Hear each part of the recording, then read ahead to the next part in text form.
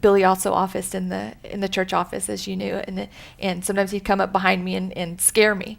And I remember that first day I'm at my computer and I just began to weep. And I was like, I want Billy to come up behind me and scare me. And just then David walked out of his office, and I'm a ball of mess weeping there. And he said, go home or go to the sanctuary or just do what you need to do. And for those literally months after that, there was such freedom to just go and grieve as I needed to. When I'm there, there's ministers all around me that come in, and Billy always said, I wear my emotions on my sleeves. I can't, as hard sometimes as I try to be fake, I can't. And so they know when I'm hurting, and that was just one of those things that the Lord put in place. And that was a tremendous time of preparation for you, because it was, and people may not know, but David and Shirley are the ones, by the way, in case you don't know, they're the ones who co-host this with us, and they're not here because we're interviewing Kristi right now instead. And David also discipled Billy. I was going to say that David was one of Billy's closest friends in life. So Right.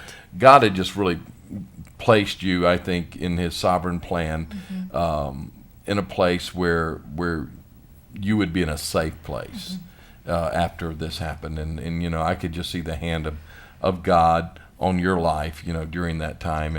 And so that was so good. Now, you worked at the church for a while, but you're no longer there. Is that correct? Right. And you were, and part of that is because of the vision that God had given to Billy and to you. And in fact, part of that vision was with y'all traveling with us and doing some things with us. Tell us, what was the vision that God gave to you and Billy, first of all, way back when, at the very beginning? So talk to us about that a little bit.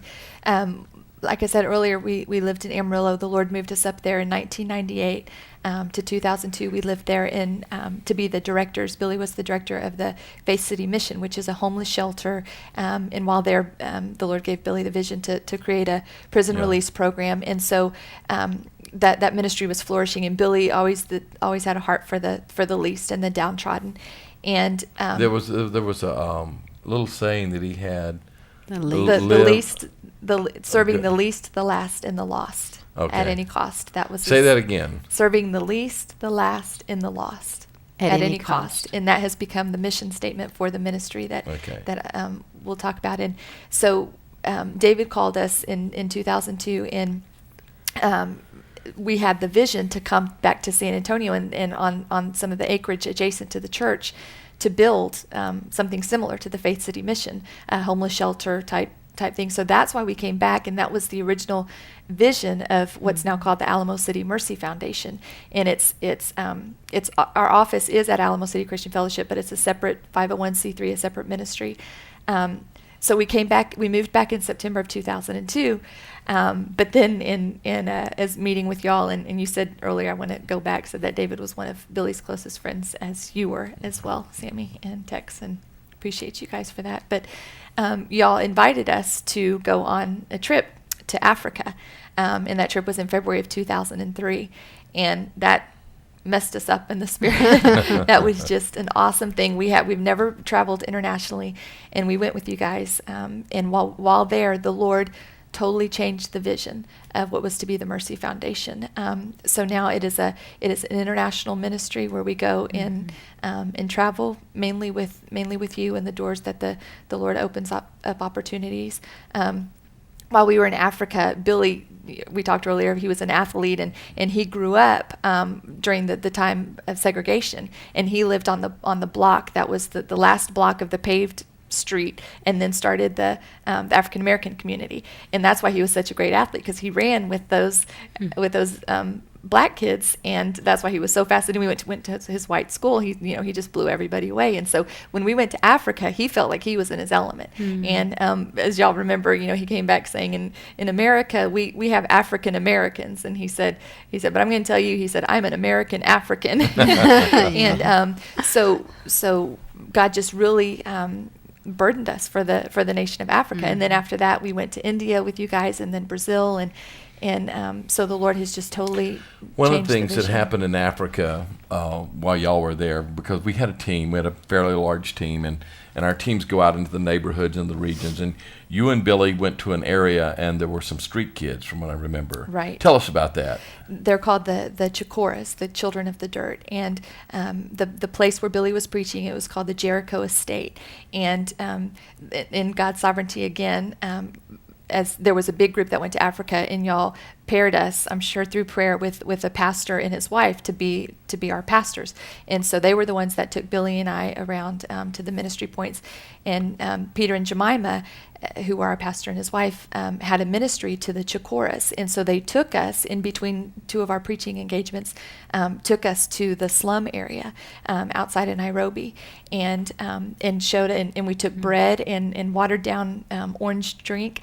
And some clothes that they got, and they go out once a week and give these children, and literally they're called children of the dirt because they live in the dirt mounds and have no home. Many of them are orphaned because their parents have died of AIDS, and there's 8-year-olds taking care of their 3-year-old siblings, and it really broke our heart. But we got to see firsthand what we see sometimes on the TV in Africa, and the Lord really birthed a desire in our heart to care for them, and we really didn't know in what way. And at first, when we got back, we did through supporting Peter's ministry there, gave financially to help them feed those children, but they still didn't have a place to live. They just lived in the dirt mounds. Now, from what I remember, and get my timing straight on this, you Billy and you both had a burden to start a home for these children. Is that correct? Right. When we came back from Africa, that's what we had the desire somehow to. Which is kind of an interesting deal, because you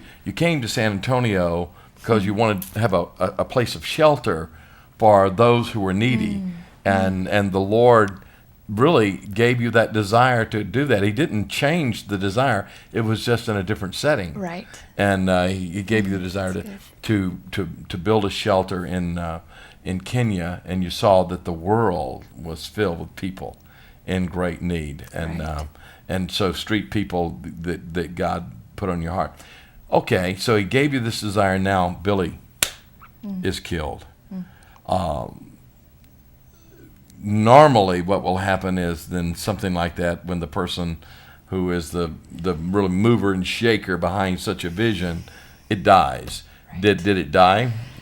As much as I wanted it to at the beginning, no, it didn't. And it's kind of overwhelming. It was very overwhelming. I remember vividly 3 days after the Lord took Billy home, you and David coming into my home and taking me aside and looking at me straight in the face, saying that y'all believe that I'm to carry on the Mercy Foundation.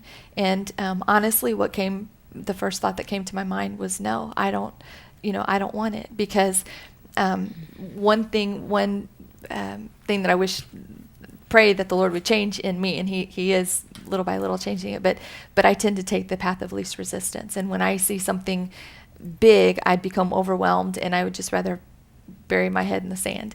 And when y'all spoke that, there was a measure of the Spirit saying yes, but in my flesh, I was like, I can't, because I was thinking just like you said, Billy's the evangelist, Billy's the fundraiser, Billy's the go-getter.